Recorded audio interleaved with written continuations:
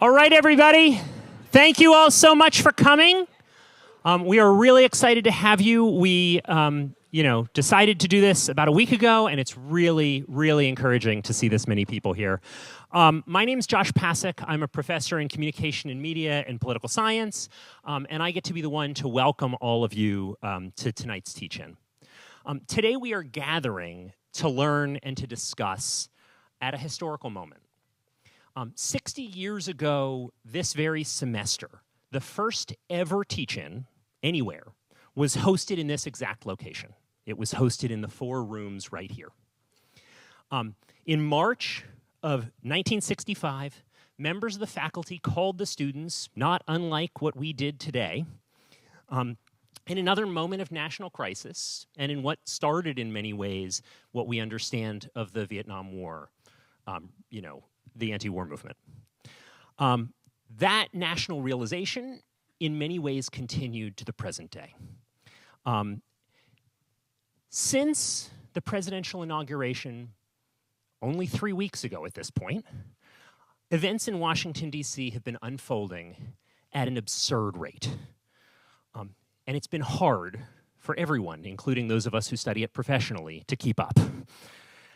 As teachers and as scholars, we, like the original teach-in hosts, are concerned that public understanding is simply not fully appreciating the nature and the stakes of what's happening on the ground.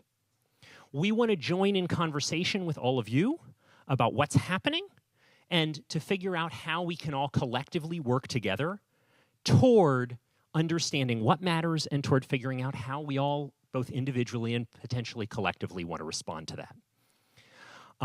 Just this morning, there was a rather provocative claim on the Polity website, which is one of the websites that tracks how democratic different countries are, where that project recategorized the United States as, quote, no longer a democracy and, quote, at the cusp of autocracy.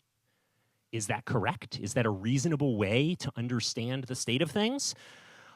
Tonight we're going to hear from a bunch of faculty who have expertise in things ranging from democracy, what it is, the rule of law, presidential power, far-right populism, democratic decline and resilience, and hopefully people who will help us all to gain a better understanding of where we are at the current moment and where things are going. Those of us that are on this stage are not in complete agreement. We have different senses of what exactly the current moment means and what we should make of it. And also of the many policy propositions that have motivated both this administration and the prior one. We're not joining together as faculty in an assessment of those policies so much as a collective sense of concern about how things are happening at the moment. And that's what we really are going to be examining tonight. Many of the policies that this administration is pursuing are actually quite popular. A majority of Americans have long wanted to reduce foreign aid, for instance.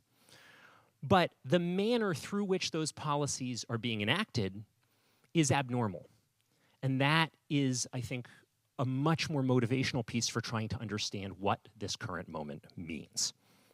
So regardless of our personal views, we want to examine how those changes are being made, highlight why those processes matter for whether or not we remain a democracy. Over the next few hours, we're going to hear from and have a chance to ask questions of 3 panels of speakers. Kind of 4. I'll explain the weirdness in a moment.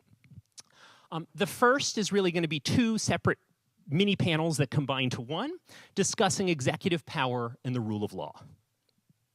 The second is going to try to understand how much we should be worrying about big tech's involvement. And the third is going to focus, have 4 total. The third is going to focus on where Congress is. We've been reworking the schedule, as you can tell. Where Congress is at the current moment. And the fourth, should we get to it, which I hope we do, is going to start focusing on how this should be understood internationally. So those are the questions that are going to motivate us tonight. In an effort to facilitate as much teaching and learning as we possibly can in this event, each speaker is going to present for just a few minutes, and then we're going to follow really each pair or maybe each 3 speakers with a Q&A period where we try to unpack and ask them questions about some of the things they've said. As circumstances warrant, I'm going to try to sort of navigate us through as many speakers as possible so we can get an effective sense of what's going on from a variety of different perspectives. But, you know, that is all with the goal of trying to wrap this up around 10 o'clock if we can. We hope to have more of these in the future, so this is not likely to be the very last moment that we all converse. But we think this one where we're starting things off is particularly important.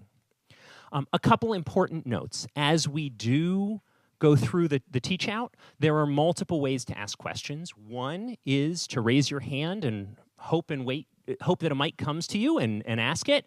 The other is to follow the QR code right here to a Discord channel where we're trying to start a discussion that can continue beyond tonight. One last note that I want to have for everybody is that we're going to follow sort of typical University of Michigan disruption principles. So if there is any disruption tonight, you know, we are hoping to make sure that everybody, particularly the speakers, have a chance to say their part, whether it's something we all agree with or not. But if there is a disruption that occurs, we will give you a warning, and after that warning, we will ask you to leave.